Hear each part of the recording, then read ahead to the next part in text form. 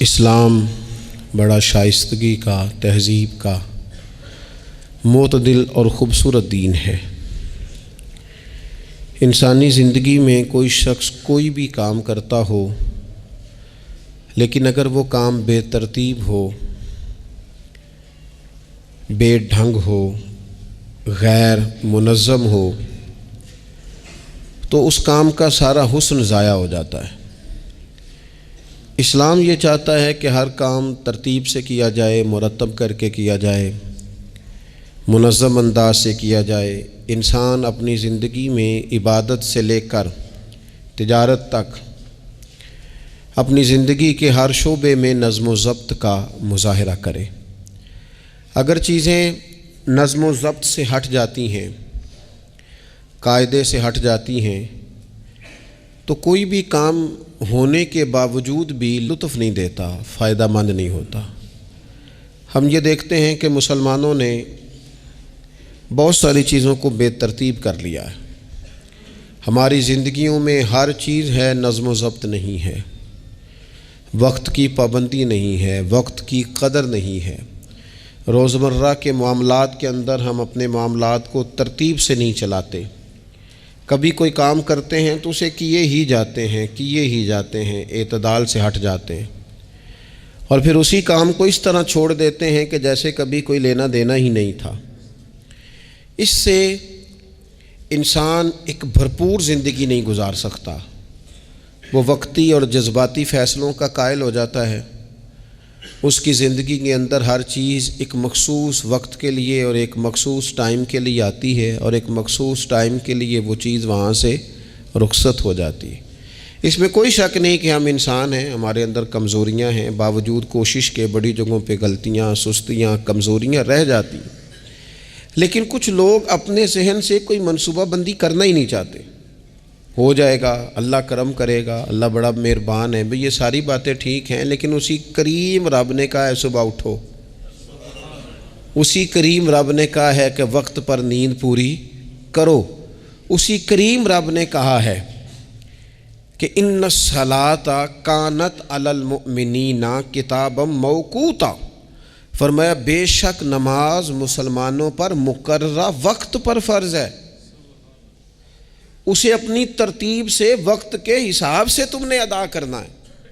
یہ نہیں ہو سکتا کہ تم کہو جی میری آنکھ 9 بجے کھلتی ہے تو میں فجر 9 بجے پڑھوں گا، اس کا ٹائم 6 بجے ہے تو تمہیں 6 بجے ہی فجر پڑھنی پڑے گی۔ اپنے مقررہ وقت پر چیزیں جب تک نہیں رہیں گی تب تک رضا الہی کا حصول بھی ممکن نہیں ہوتا۔ ہم چونکہ غیر منظم زندگی گزارتے ہیں، بے ترتیب زندگی گزارتے ہیں، تو اس لیے بہت سارے کام جو کرنے کی ہم پوزیشن میں بھی ہوتے ہیں وہ کام بھی ہم سے ہو نہیں پاتے۔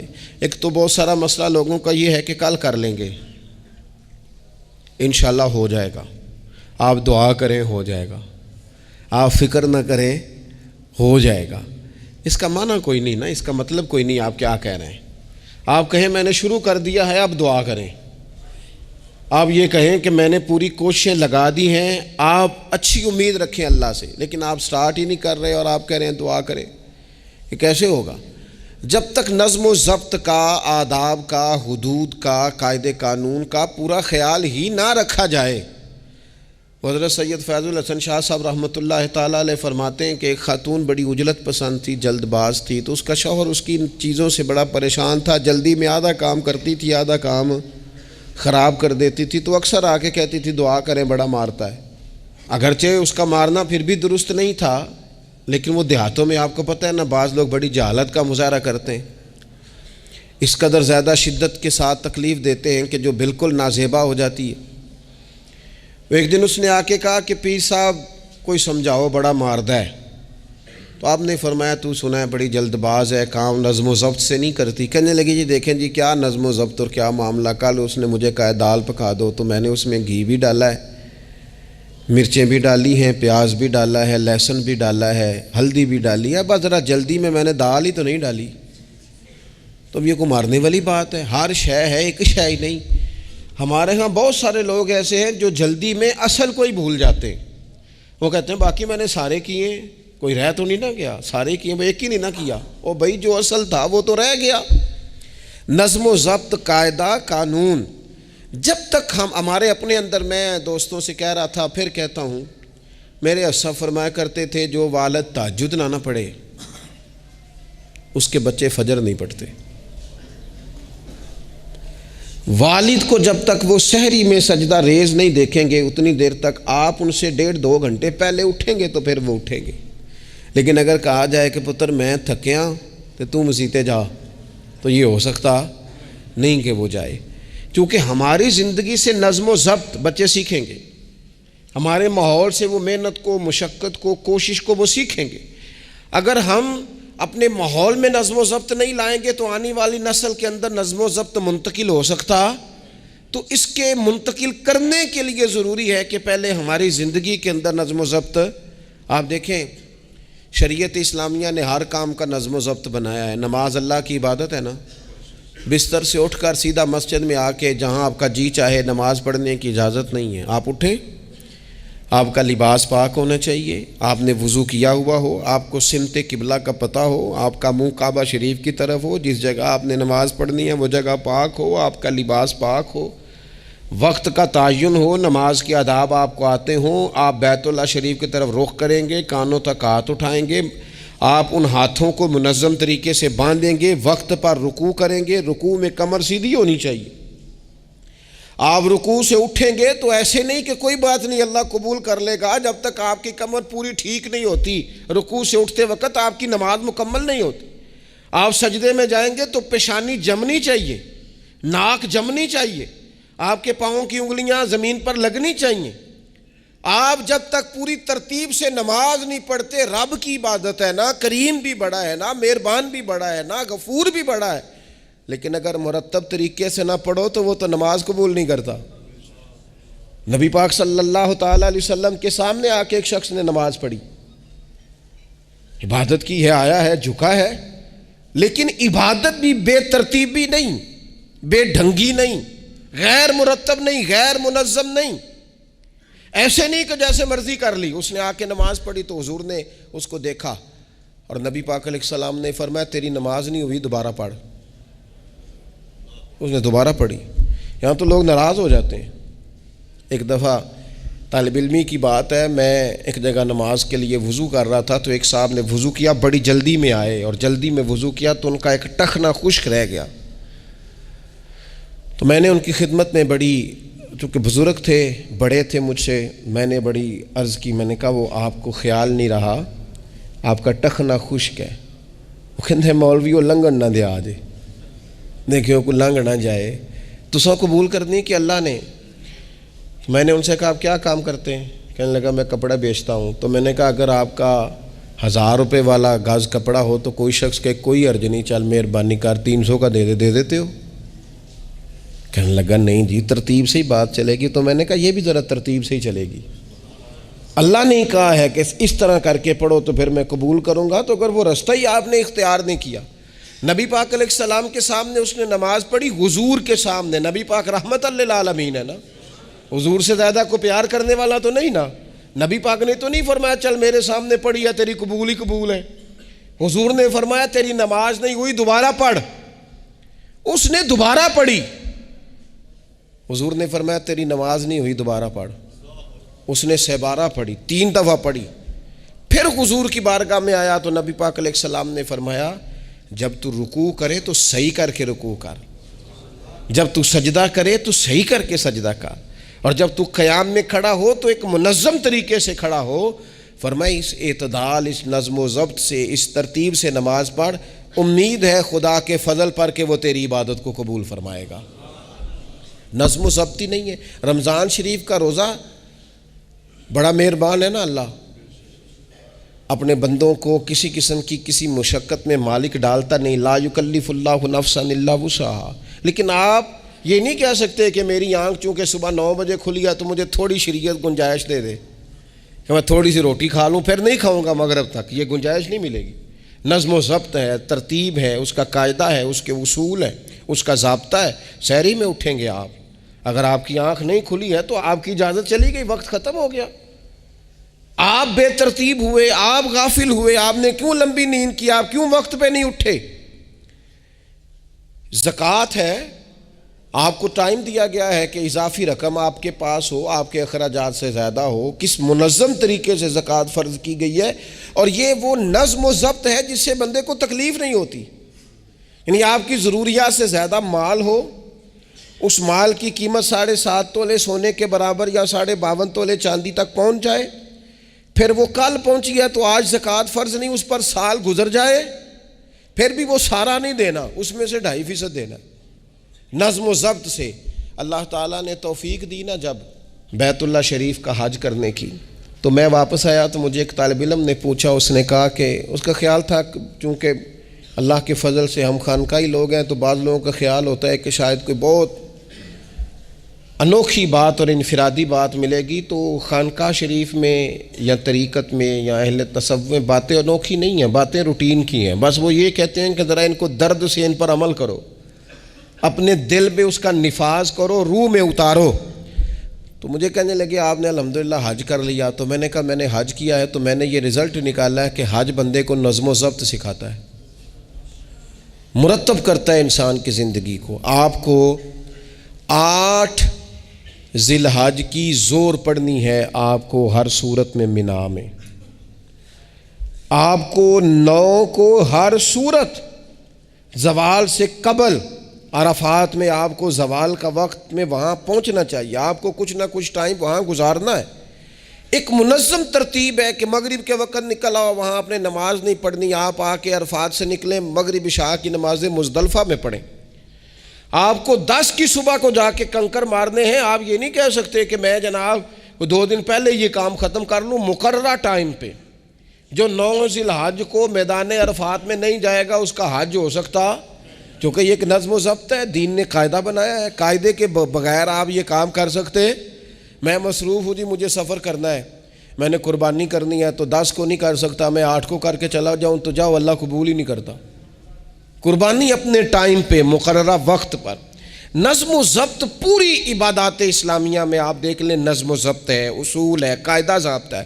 وہ ہمارے یہاں کچھ لوگ نا درویشی کی بنیاد پر بھی جہالت پھیلاتے ہیں، وہ کہتے ہیں جی اسی درویش لوگ ہیں جی، ہم کسی نظم و ضبط کے قائل نہیں۔ اس کا کیا معنی ہوا جی؟ وہ درویش تو تنظیمیں نہیں چلاتے، تو درویش کیا چلاتے ہیں؟ جہالت چلاتے ہیں۔ درویش ہی تو تنظیم چلا سکتا ہے، درویش ہی تو ادارہ چلا سکتا ہے، درویش ہی تو ایک منظم سلسلہ تعلیم آگے لے جا سکتا ہے، چونکہ اس کی زندگی میں نظم و ضبط ہوتا ہے، اس کی زندگی ایک پورے قاعدے کے مطابق مرتب ہوتی ہے، اس کی زندگی میں ٹائم ٹیبل پوری ترتیب سے ہوتا ہے۔ تو یاد رکھیے گا کہ نظم و ضبط ایک حسن ہے۔ آپ دیکھیے شریعت اسلامیہ کس طرح سے ہماری تربیت کرتی ہے۔ شریعت تو کہتی ہے باقی ساری چیزیں تو ایک طرف رہ گئیں، کسی کے گھر بھی جانا ہے تو نظم و ضبط سے جانا ہے۔ آپ کے بھائی کا گھر ہے، آپ کے دوست کا گھر ہے، آپ کا قریبی تعلق ہے، بغیر اجازت جا سکتے ہیں؟ دین نظم سکھاتا ہے۔ قرآن مجید فرقان حمید نے کہا یا ایھا الذین آمنوا لا تدخلوا بیوتا غیر بیوتکم حتی تستأنسوا وتسلموا علی اہلھا۔ کیا کرو؟ اگر کسی کے گھر جاؤ نا تو پہلے جا کے اجازت لو۔ یا ایھا الذین آمنوا، اے ایمان والو۔ کن سے کہا؟ صاحب کسی کے گھر میں داخل ہونا ہے تو پہلے کیا کرنا ہے؟ اجازت لینی ہے، اہل خانہ کو سلام کرنا ہے، اور اگر وہ اجازت نہ دیں تو پھر ان کے گھر میں داخل ہے۔ نبی پاک علیہ السلام 3 دفعہ دستک دیتے تھے، اجازت نہیں ملتی تھی تو لوٹ آتے تھے۔ جھگڑا کیا ہے؟ یہاں عام لوگ ناراض ہو جاتے ہیں، کہتے ہیں میں ملنے گیا سا جی تو مینوں ٹائم ملیا سی، آپ کے ٹائم کا نہیں میں نے خیال کیا۔ جب تک آپ نظم و ضبط نہیں سمجھتے، ترتیب نہیں سمجھتے۔ آپ دیکھیں نا نبی پاک صلی اللہ تعالی علیہ وسلم کے گھر کھانا تھا صحابہ کا، صحابہ نے کھانا کھا لیا۔ بہت سارے لوگ ایسے ہوتے ہیں جو کھانا کھانے کے بعد بیٹھ جاتے ہیں، شادیوں پہ، بیاہ پہ آپ دیکھتے ہیں گپ شپ لگنے لگتی ہے، وہ دیر تک بیٹھے رہتے ہیں۔ تو وہاں بھی کچھ لوگ بیٹھ گئے، کوئی اچھی گفتگو، کوئی دین کی، کوئی خیر کی بات ہونے لگی۔ نبی پاک علیہ السلام 2-3 دفعہ تشریف لائے، ان کو دیکھا۔ یا ایھا الذین آمنوا لا ترفعوا اصواتکم فوق صوت النبی ولا تجہروا لہ بالقول۔ نبی پاک صلی اللہ تعالیٰ علیہ وآلہ وسلم کی بارگاہ میں تو آواز اونچی نہیں کرنی، تم نے اس طرح چلا کر بات نہیں کرنی، اس طرح لوگ آپس میں کرتے ہیں، دھیما لب و لہجہ، یا ایھا الذین آمنوا لا تقولوا راعینا وقولوا انظرنا، لفظوں کے چناؤ میں احتیاط کرنی۔ وہ دیر تک بیٹھے رہے، بات چیت ہو رہی ہے، حضور دو ایک دفعہ آئے واپس چلے گئے، اللہ تعالیٰ نے قرآن نازل کر دیا، فرمایا میرے محبوب کو تکلیف دیتے ہو؟ جب کھانا کھا چکو تو اٹھو، اب جاؤ، ختم ہو گئی دعوت، ٹائم مکمل ہوا، اب کوئی کام کرنے دو۔ میرے عزیز، اپنی زندگی میں یہ ماحول بنائیں، ان چیزوں کو لے کر کے آئیں جو چیزیں ہمارے لیے ضروری ہیں۔ اگر ہم یہ کام نہیں کریں گے تو پھر زندگی میں یا تو ہمارا وجود کسی کے لیے اذیت کا باعث بنے گا، تکلیف کا باعث بنے گا، یا ہمارا لب و لہجہ اس طرح کا ہو جائے گا کہ ہم باوجود محنت کے اس کا کوئی نتیجہ نکال سکیں گے۔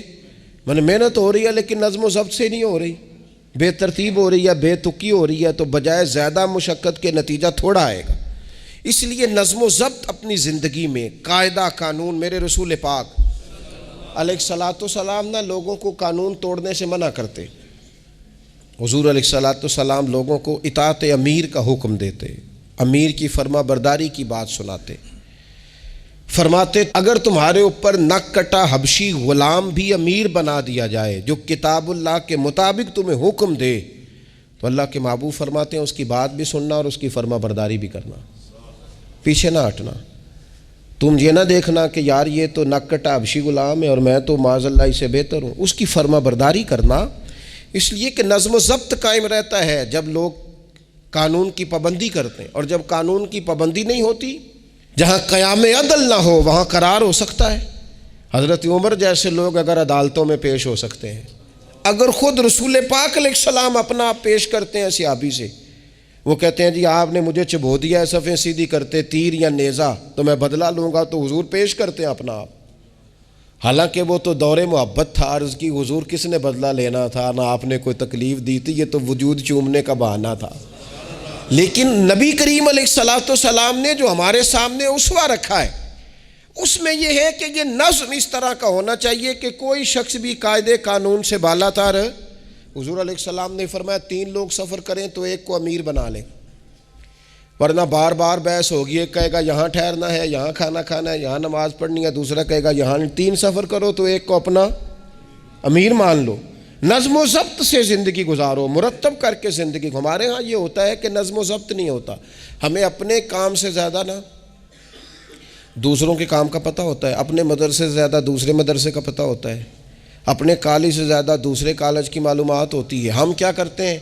ہم اپنے کام سے زیادہ دوسرے کے کام میں ٹانگ اڑاتے ہیں، نظم و ضبط گڑبڑ ہو جاتا ہے، ایک دوسرے کے کام میں مداخلت کرتے ہیں۔ اپنا کام مرتب طریقے سے کیا جائے، جس نظم میں جس جگہ ہمیں ڈیوٹی دی گئی ہے ہم اس ڈیوٹی کے پابند ہیں، ہم اس کو پورے غور سے کریں، پوری توجہ سے کریں، پورے انہماک کے ساتھ کریں۔ اپنے کام پر ہم جب تک توجہ دیتے ہیں تو کام ٹھیک رہتا ہے۔ اسی طریقے سے رسول پاک صلی اللہ تعالیٰ علیہ وسلم نا گھر کے باہر بھی پورے نظم و ضبط کے قائل تھے، پوری ترتیب۔ آپ دیکھیں حضور صفوں کا درست ہونا بڑا پسند کرتے تھے، نماز ہی پڑھنی ہے نا، کھڑے ہو گئے ہیں نا، لیکن حضور نے دعا دی، فرمایا صفیں سیدھی کرو، اللہ تمہارے دل بھی سیدھے کر دے گا۔ حضور نماز کی جماعت سے پہلے اعلان کرتے بھئی اپنی صفوں کو درست کر لو۔ حضور پسند کرتے کہ بالکل اس طرح مرتب ہو کے لوگ نماز پڑھیں، کوئی چیز بھی غیر مرتب۔ یہاں جناب کوئی شخص بھی قطار میں لگنے کو تیار نہیں، باری کا انتظار کرنے کو تیار نہیں ہے۔ بینک میں ہمیں ذرا پہلے بلا لیا گیا تو ہم کہتے ہیں اللہ نے بڑی عزت دیتی ہے، اور پھر کچھ پروٹوکول تو بے جا ہے، سوائے تکلیف کے اور کچھ دیتے۔ میں نے جنازوں پہ دیکھا ہے، کسی عالم کا جنازہ پڑھا ہے، کسی بڑے آدمی کا، تو وہاں 15 لوگ ہوتے ہیں ٹوٹل جو جنازہ نہیں پڑھنے دیتے، وہ گھسے ہوتے ہیں آگے، میں نے چہرہ دیکھنا ہے، میں نے اگلی صف میں کھڑے ہونا ہے۔ یہی حال محافل میں ہوتا ہے۔ نظم و ضبط پیدا کریں، کسی چیز کو بے ترتیب نہ کریں، کوئی کام بھی بے ڈھنگا نہ ہو۔ نبی اکرم صلی اللہ تعالیٰ علیہ وسلم کی مجلس مبارک میں جب کوئی شخص آتا تھا نا تو حضرت ابو بکر صدیق اسے سائڈ پہ لے جاتے تو کہتے تھے تمہیں پتہ ہے اللہ کا قرآن کہتا ہے حضور کے سامنے آواز اونچی نہیں کرنی۔ اسے پہلے آداب مجلس سکھاتے تھے، نظم و ضبط سکھاتے تھے، حضور کی بارگاہ میں حاضری کا طریقہ سکھاتے تھے، پھر نبی پاک صلی اللہ تعالیٰ علیہ وسلم کی بارگاہ میں پیش کرتے تھے۔ ہمارے بے صبرے ہو جانے کی بڑی وجہ بھی یہ ہے کہ نظم و ضبط نہیں، ہمارے جلد باز ہو جانے کی وجہ یہ ہے کہ نظم و ضبط نہیں، ہماری طبیعت جو بہت زیادہ ڈسٹرب ہو جاتی ہے، ذہنی الجھاؤ پیدا ہوتا ہے، اس کی وجہ بھی یہ ہے کہ نظم و ضبط نہیں ہے۔ ہم بعض چیزوں میں اتنے زیادہ تلخ ہو جاتے ہیں، اور تلخی کی وجہ سے یہ بنتی ہے کہ مزاج میں کوئی نظم و ضبط، کسی باری کا انتظار نہیں، کوئی ٹھہراؤ نہیں، کوئی گنجائش نہیں۔ ماحول میں نظم و ضبط پیدا کریں، زندگی میں نظم و ضبط پیدا کریں، اپنے بچوں میں نظم و ضبط لائیں، اپنے اداروں کے اندر نظم و ضبط پیدا کریں، اور پھر حوصلہ رکھیں، ہمت رکھیں، تحمل مزاجی پیدا کریں۔ نبی اکرم صلی اللہ تعالیٰ علیہ وسلم نے اپنے گھر میں اپنے ٹائم کو 3 حصوں میں تقسیم کیا تھا۔ ہم گھر کے اندر جاتے ہیں، اپنا ٹائم تقسیم نہیں کرتے۔ یہاں تو کوئی بندہ مطالبہ کرتا ہے تو ڈانٹ کے چپ کرانے کی کوشش کرتے ہیں، تھکا ہوا ہوں خبردار بات نہ کرنا۔ آپ نے چپ کرا دیا، چپ کرانے سے بغاوت پیدا ہوتی ہے، نفرت جنم لیتی ہے۔ یہاں چپ کرا دیتے ہیں، یا اگر ہم کوئی بات کرتے ہیں تو وہ کوشش کرتے ہیں کہ اس وقت جان چھوٹے، یہ دن گزرے کل دیکھیں گے۔ اس سے کیا ہوتا ہے، اس سے جو شخص آپ کے سامنے بیٹھا ہے اس کی امید ٹوٹتی ہے، وہ کہتا ہے یار یہ کیا معاملہ ہے۔ بچوں کی امیدیں ٹوٹتی ہیں، گھر والوں کی امیدیں ٹوٹتی ہیں کہ یار یہ تو جان چھڑا رہے ہیں۔ نبی اکرم صلی اللہ تعالیٰ علیہ وسلم جب گھر تشریف لے جاتے تھے تو حضور اپنے وقت کو 3 حصوں میں تقسیم کرتے۔ ایک حصہ پورا ٹائم رسول پاک گھر والوں کو دیتے، ان کی بات سنتے، بلکہ حضرت عائشہ صدیقہ فرماتی ہیں جب تک گھر میں رہتے کوئی نہ کوئی گھر کا کام ہی کرتے رہتے، حضور ٹائم دیتے۔ ایک حصہ یہ، دوسرا حصہ ٹائم کا نبی پاک صلی اللہ تعالیٰ علیہ وسلم نے آرام کے لیے رکھا ہوا تھا۔ حضور آرام کرتے، لیٹتے، باقاعدہ حضور علیہ الصلاۃ والسلام اپنے وجود اطہر کو بستر کے اوپر رکھتے، آرام فرما ہوتے، صحیح معنوں میں آرام کرتے۔ اور تیسرا حصہ نبی پاک علیہ السلام نے عبادت کے لیے رکھا ہوا، گھر والوں کا کام کاج کیا، عشاء ہوئی، آرام کیا، پھر تہجد کا ٹائم ہوا تو حضور عبادت کے لیے اٹھ کے کھڑے ہو گئے۔ یہ گھر کے اندر، مسجد میں نہیں، مسجد کا تو جو عبادت کا ماحول ہے نماز کا وہ الگ ہے، گھر کے اندر اس بات کو اچھی طرح سمجھ لیں کہ گھر کے اندر جب آپ جائیں، اب تو بڑوں کی شکایتیں آنے لگی ہیں، پہلے بچوں کی آتی تھیں، اب تو 50 سال کے آدمی کی شکایت آتی ہے کہ گھر آتے ہی موبائل کھول لیتا ہے، ادھر ادھر دیکھتا ہی نہیں، کوئی سنتا ہی نہیں۔ اس طرح تو ہمارے اپنے ہم سے ٹوٹ جائیں گے، بکھر جائیں گے، ہمارے بچے خدا جانے کیا سوچنے لگیں گے، کسی اور سمت نکل جائیں گے۔ وہ جن کو ہماری باتوں کی، ہماری شفقتوں کی، ہمارے پیار کی، وہ جس پوتے کو، جس چھوٹے بیٹے کو دادا کے والد کے کندھوں پر کھیلنے کی چاہت ہے، وہ تو اس سے محروم رہ جائے گا۔ ہمیں وقت دینا ہے، ان کو ٹائم دینا ہے، اس ٹائم کو مرتب کرنا ہے۔ نبی اکرم سید عالم صلی اللہ تعالیٰ علیہ وآلہ وسلم، حتیٰ کہ میدان جنگ میں بھی حضور چیزوں کو مرتب کرتے۔ عرب کے لوگ جب جنگ کرتے تھے نا تو وہ سمجھتے تھے اسلحہ بڑا ہے، طاقت بڑی ہے، ہم نے کر لینا جو ہمارے جی میں آنا ہے۔ حضور کا طریقہ مبارکہ یہ تھا کہ جنگ میں بھی نظم و ضبط۔ حضور فرماتے قریب دشمن آ جائے تو طاق پہ بلا وجہ تیر نہ چلانا، وہ بالکل سامنے جب تمہیں نظر آ جائے، تمہیں نشانہ سمجھ میں آئے تب تیر چلانا۔ کئی دفعہ فرمایا صرف پتھر کا استعمال کرنا۔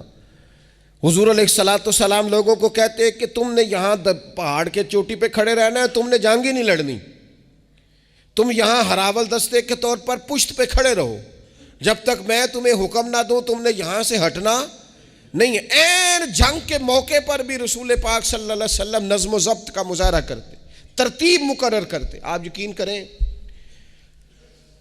جن اداروں کے اندر نظم و ضبط ہے، جن کے اندر اصول ہے، جن کے اندر قاعدے ہیں، وہ اپنی پیشہ وارانہ کام سے کبھی بھی پیچھے نہیں ہٹتے، اور جہاں یہ کام نہیں ہوتا وہاں بڑی ساری چیزیں نقصان کا شکار ہوتی۔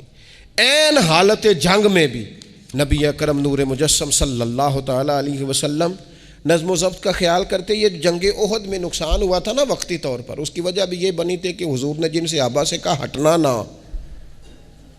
ان سے اجتہادی خطا ہو گئی، انہوں نے سمجھ لیا کہ جنگ تو ختم ہو گئی ہے، وہ ہٹ گئے، ان کے ہٹنے سے نقصان ہوا، 70 لوگ شہید ہو گئے۔ اگر وہ نظم قائم رہتا جہاں حضور نے کھڑا کیا تھا تو کبھی یہ کام نبی پاک صلی اللہ تعالیٰ علیہ وآلہ وسلم نا اجتماعیت کی بات کرتے تھے، مل کے رہنے۔ اختلاف رائے ہو جاتا ہے، لیکن ہمارے ہاں لوگ پتہ کیا کرتے ہیں، اندر رہ کے اختلاف نہیں کرتے، چھوڑ کے جا کے اختلاف کرتے ہیں۔ یہ مخلص نہ ہونے کی علامت ہے۔ جو لوگ مخلص ہوتے ہیں وہ اندر رہ کے رائے کے اختلاف کرتے ہیں، وہ کہتے ہیں یار میں چھوڑ کے تو نہیں نہ جا سکتا، میں ادھر ہی رہوں گا، جو کمزوریاں ہیں جو غلطیاں ہیں ان کو ہائی لائٹ کروں گا، رہوں گا۔ اسی لیے نبی پاک علیہ السلام کے صحابہ مختلف قسم کے مشورے دیتے تھے۔ تو سرور کائنات علیہ السلام اجتماعی نظم کی بات کرتے۔ ایک مقام پہ حضور نے صحابہ کو دیکھا کہ چھوٹی چھوٹی ٹولیاں بنا کے الگ الگ بیٹھے ہوئے ہیں، تو نبی پاک علیہ السلام نے فرمایا یہ شیطان تمہیں الگ الگ کرتا ہے، اور فرمایا جس طرح بکریوں کا بھیڑیا ہوتا ہے، انسانوں کا بھیڑیا شیطان ہے، جب کسی کو مجمع سے الگ کر لیتا ہے، حضور فرماتے ہیں جسے بھیڑیا بکریوں سے الگ کرتا ہے نا پھر اس کا شکار کرتا ہے، اور شیطان بھی جب تمہیں اجتماعیت سے الگ کر لیتا ہے، در مرشدہ چھڈی نہیں تے ہو جاویں گا روگی، جیڑی بکری اجڑوں وچھڑی او بگیاڑا جوگی، او بگیاڑا جوگی کھا جائیں گے، پھاڑ ڈالیں گے اسے۔ در مرشدہ چھڈی نہیں تے ہو جاویں گا روگی، جیڑی بکری اجڑوں وچھڑی او بگیاڑا جوگی، اسے تو لے کے چلا جائے گا۔ اجڑ پر، اجتماعیت پر کبھی بھی بھیڑیا حملہ، تو حضور صحابہ سے کہتے تھے بیٹھو تو ذرا مل کے بیٹھو، کسی جگہ تم بیٹھو تو اجتماعیت۔ بڑی مشہور حدیث ہے، چند لوگ جمعے میں کھڑے تھے تو حضور نے فرمایا بیٹھ جاؤ الگ الگ۔ بعض لوگ بڑے قائل ہوتے ہیں نا، تھوڑا سا جناب ہم نے ذرا ہٹ کے رہنا ہے، ہم نے تھوڑا سا الگ سے رہنا ہے، تھوڑا سائڈ پہ بیٹھنا ہے، تو حضور پسند نہیں کرتے تھے، فرمایا اکٹھے بیٹھو، مجمع کی صورت میں بیٹھو۔ بلکہ حضور علیہ السلام نے یہ تو اجتماعی نماز کا حکم دیا نا، فرمایا جس علاقے میں 3 مسلمان بھی بستے ہوں نا وہ بھی باجماعت نماز پڑھیں۔ وَرْكَعُوا مَعَ الرَّاكِعِينَ، رکوع کرو پر رکوع کرنے والوں کے ساتھ، تنہا نہیں، مل کے اجتماع۔ آج کفر نے بھلا کیا کیا ہے؟ اس نے مسلمانوں کی اجتماعیت کوئی توڑا ہے، نظم و ضبط کوئی تو توڑا ہے۔ 57 اسلامی ممالک ہونے کے باوجود نظم و ضبط نہیں، اور وہاں ایک ملک ہے امریکہ اپنی ریاستوں کو ساتھ ملا کے اس طرح گٹھ جوڑ کیا ہے کہ وہ سب پر بھاری ہوتا جاتا ہے معاذ اللہ۔ اگر نظم و ضبط، اور یہ ہمارے ہاں بھی نہیں ہے، روٹین میں چھوٹے چھوٹے اختلافات ہوتے ہیں لوگوں کے بیچ، لیکن ایک دوسرے کو ملنا پسند نہیں کرتے، سلام کلام پسند نہیں کرتے، نفرت کا اظہار۔ تو جب گلی محلوں میں نظم و ضبط نہیں، ٹولیاں بنی ہوئی ہیں، گروہ بنے ہوئے ہیں، چھوٹی چھوٹی باتوں میں لوگوں نے الگ الگ ماحول بنا دیا ہے، بلکہ بعض لوگ تو باقاعدہ بڑے ماہر ہوتے ہیں خاندان میں لڑائی کیسے کرانی ہے، محلے میں فساد کیسے ڈلوانا ہے، لوگوں کو کس طرح کر کے توڑنا ہے، کیا ایسا کام کرنا ہے جس سے کہ لوگ زیادہ سے زیادہ ٹوٹ جائیں۔ تو اپنی زندگی کے اندر، اپنے ماحول کے اندر، اپنی طبیعت کے اندر نظم و ضبط لائیں گے۔ بہت سارے لوگ ہیں جو خود بھی وقت ضائع کرتے ہیں، اگر کہیں چلے جائیں تو اس کا بھی پورا ہی وقت ضائع کرتے ہیں، پورا ٹائم، یعنی اس پہ کتنا پیسہ لگتا ہوگا، موبائل کا کتنا بل آتا ہوگا، ٹائم کتنا ضائع ہوتا ہوگا، اور پھر سناؤ مثلاً کی سنائیے جی، اس کا کوئی معنی ہے؟ یعنی ایک صاحب کہنے لگے، انہوں نے کئی دفعہ مجھے کہا کوئی نویں تازی، میں چپ کر گیا۔ پھر فون پہ اب بندہ خیر مہذب لگتا ہے اگر کہے چلو جی پھر ٹھیک ہے، وہ پھر کہ ان کو نویں تازی، میں کہا جی میں تو مولوی ہوں، تسی مینوں اخباری نمائندہ سمجھ لیا، نویں تازی تو آپ کسی اخباری رپورٹر سے پوچھیں، مینوں کی پتہ ہے نویں تازی کی ہے، میں تو چھوٹا سا آدمی ہوں، اپنے کام نویں تازی کا کی مطلب ہویا؟ یعنی اب اتنا آپ نے فون بھی ضائع، ٹائم بھی ضائع۔ حضرت صاحب ہور پھر سناؤ بھئی، تسی اتنے حضرت صاحب دے کول رہو نہ مہینہ تے کوئی کام کرو نال تاکہ تانوں اور بھی کوئی سنان۔ حضرت صاحب تانوں کی سنان، لیکن شرط یہ ہے کہ ہم نظم و ضبط والے بنیں، ایک جملہ بھی ضائع نہیں، اضافی نہیں۔ اس میں کہا کرتا ہوں دوسروں کو بہت ساری چیزیں سکھانے سے بہتر ہے ہم بہت سارے لوگوں سے خود سیکھنا شروع کر دیں، اپنی زندگی میں سیکھیں۔ اللہ تبارک و تعالی مجھے آپ کو توفیق عمل عطا فرمائے۔ آخر دعوانا